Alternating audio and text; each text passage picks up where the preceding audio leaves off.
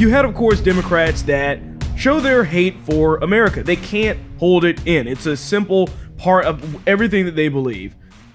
And it's always going to be something rooted in racism. So, of course, you have Maxine Waters, none other than Cori Bush as well, that had to come out and say that this whole day, the Independence Day itself, and always has been racist in some way.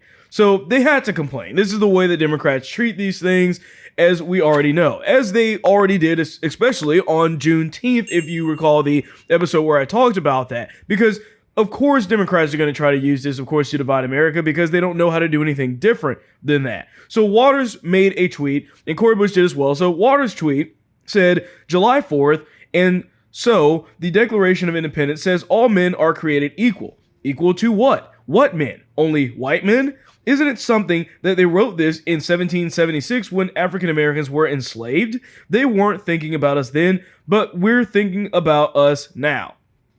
So there's a few points here that she makes that really highlights exactly why she's wrong here. Okay, so first of all, she says in here when it's talking about all men being created equal, she says equal to what? What men? Only white men? Seriously? Where does it say white men in there? Because what she's saying is, well, it was in 1776 and they were slaves, so it couldn't have been talking about black people at that time. Listen, nobody is trying to claim that America is a perfect country or was a perfect country at that time. Nobody's saying that. The literal reason and the purpose of what took place to abolish slavery was because of the Declaration of Independence. It was that was used to be quoted at that time to say, hey, we need to live up to these standards, so this is why we're going to get rid of slavery. The other thing that she completely ignores is that 3/4 of the people that were signing the Declaration of Independence actually didn't even support slavery at all.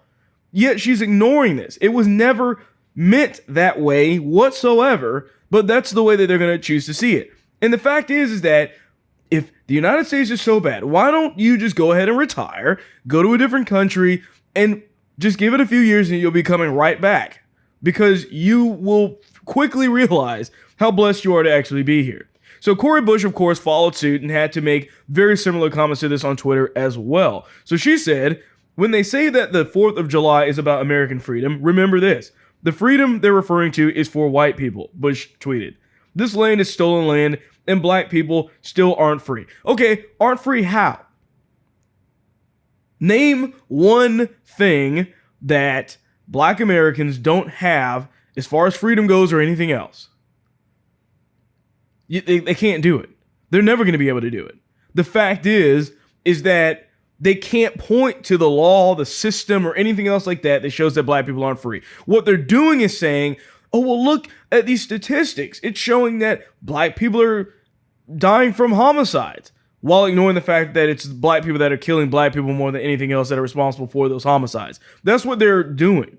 They're looking at things that are irrelevant or things that only can be blamed on the people themselves.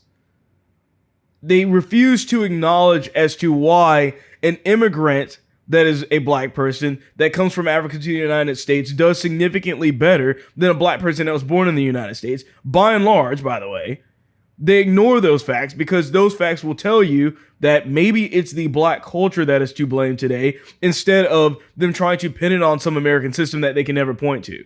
So she also made this statement here, like I said, talking about referring to only white people. Once again, the same kind of lie that you had Waters tweeting as well. Because how is it that you're only attributing this to white people? You're doing this because you choose to do that.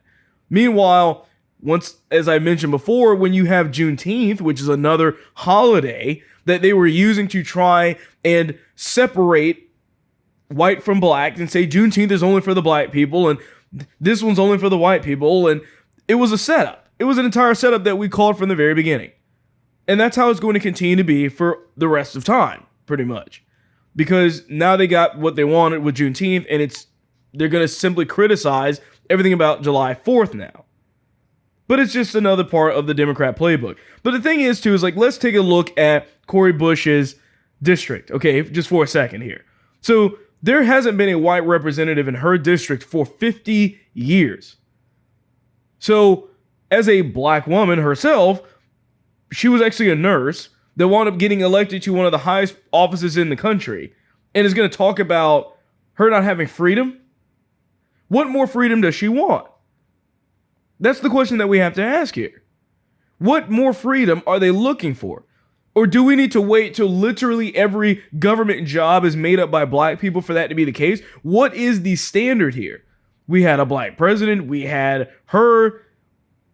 There are plenty of black representatives in black cities, black states. They're run horribly, by the way, but it's there. And yet, for some reason, they want you to cry to the high heavens about being oppressed. It doesn't make sense. When you have these conversations with these people on Twitter, you see the same thing happen. Then they want to say, well, it's the system. And just because it's one successful person doesn't mean that everybody is that way. She's talking about more than just herself being successful. She's just an anecdote you see.